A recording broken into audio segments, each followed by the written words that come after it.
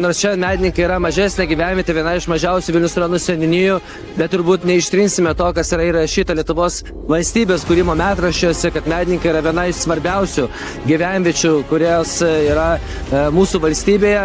Ir tikrai mums kaip savivaldybei, žiūrint šitą puikų objektą, Medininkų pilį, yra labai svarbu, kad būtų plėtojamas ir turizmas. Medininkai tikrai galėtų turėti naują augimo fazę. Na, o šiandien labai džiaugiuosi, nes tai, ką planuojame, yra viskas įmanoma, nes bendruomenė susitelkus kartu su savivalda sudarė ypatingas sąlygas organizuoti tokią šventę, kur matome tūkstančius gyventojų, tūkstančius lankytojų. Ir tikrai tai parodo, kad medininkai turi didelį potencialą.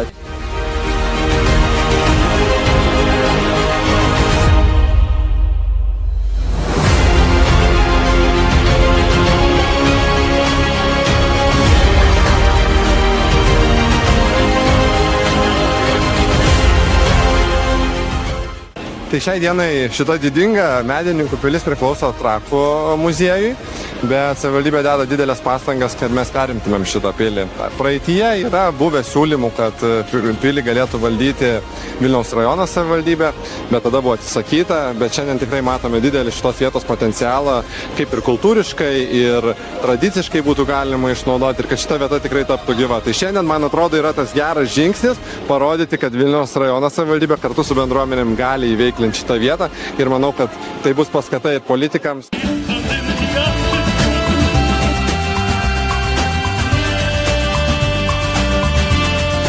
Pirmiausia, tai labai džiaugiuosi, kad čia veikia tokia stipri medininkų bendruomenė.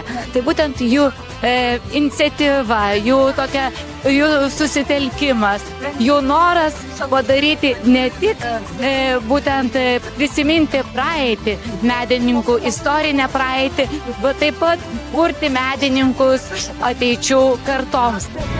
Fainas, storas, fainas, storas bičas, fainas, storas, fainas, storas bičas, fainas, storas, fainas, storas bičas, fainas. Pierwsza rzecz na pewno w 1385 rok, kiedy pierwsza zmianka o miednikach w królewskich, w krzyżackich kronikach. To jest zaistniały miedniki w historiografii. Drugi fakt to jest wtedy, kiedy miedniki otrzymują prawa miejskie, tak jak dzisiejsza uroczystość, 1486 rok.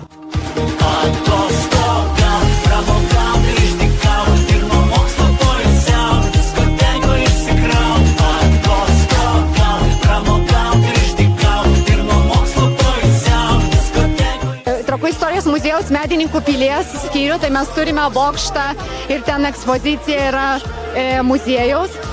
Be to gyvename aukščiausioje vietoje Lietuvoje, tai yra ir Juozapinės kalnas, bet ir aukštojas. Taip pat bažnyčia, kuri mena taip pat kitais metais švęs tokį gražų 640 metų jubiliejų. Tai vėlgi toks paveldas nenuginčiamas. Mūsų daina pramuša tylą, jūra pakyla ir airis kliautos. Mūsų daina pramuša tylą, ir širdis sušyla nuo mūsų dainos.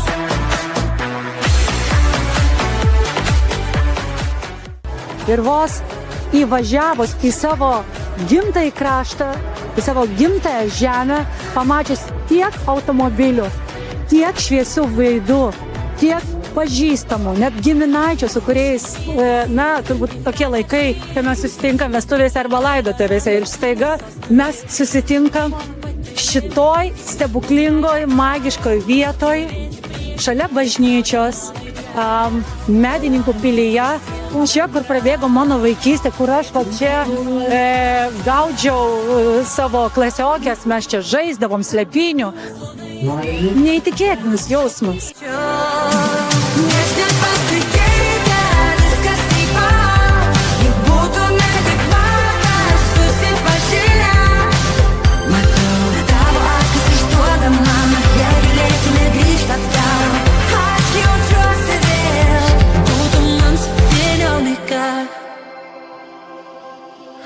šiandien gyvenantiems žmonėms svarbu prisiminti šaknis ir švęsti gyvenimą, kuris yra didesnis už mus. Mes gyvenam kažkiek tai metų šiame pasaulyje, paskui amžinybę keliaujam, bet istorija čia tęsiasi šimtmečiais. Tai prisimenam su dėkingumu praėjusias kartas ir prisimenam savo atsakomybę už ateitį, ką paliekam po savęs. Žmogus šiais laikais ne vien duona yra gyvas. Nuo stiprios bendruomenės, nuo kaip gyvo organizmo priklauso, ar jinai klestės, ar tie rūmai, bažnyčios ir kiti kultūriniai pastatai bus gyvi ir trauks jaunimą tam, kad perduoti vertybės kitom kartoms ir kad Medininkų krašte nestiktų vaikų juoko.